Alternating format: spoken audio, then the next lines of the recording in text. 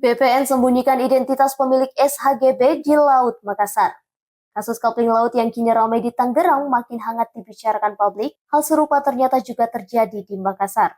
Terbitnya SHGB PT Dila Group di kawasan reklamasi Jalan Metro Tanjung Bunga juga jadi polemik. Sebab sertifikat terbit saat masih berupa laut. Dari data yang dihimpun Fajar, sertifikat hak guna bangunan tersebut terbit pada 2015, sedangkan Perda RT RW Provinsi Sulsel baru terbit tahun 2022.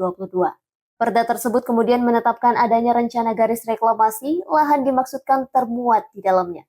Namun saat ditelusuri dari keterangan Ketua Forum Komunitas Hijau Ahmad Yusran, menyebut Perda RT RW Provinsi Sulsel baru terbit pada 2022 dan menjadikan lahan yang bermasalah itu sebagai kawasan reklamasi, juga sebagai kawasan pelayanan perdagangan. SHGB yang dimiliki perusahaan properti atas nama Dila Group tersebut terbit sejak masih memiliki kontur berupa perairan bukan darat.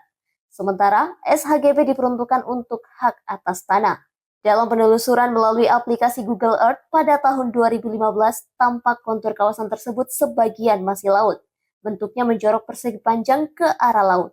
Kawasan tersebut sebagian masih berupa air, tampak seperti pematang sawah seperti isu yang sedang beredar.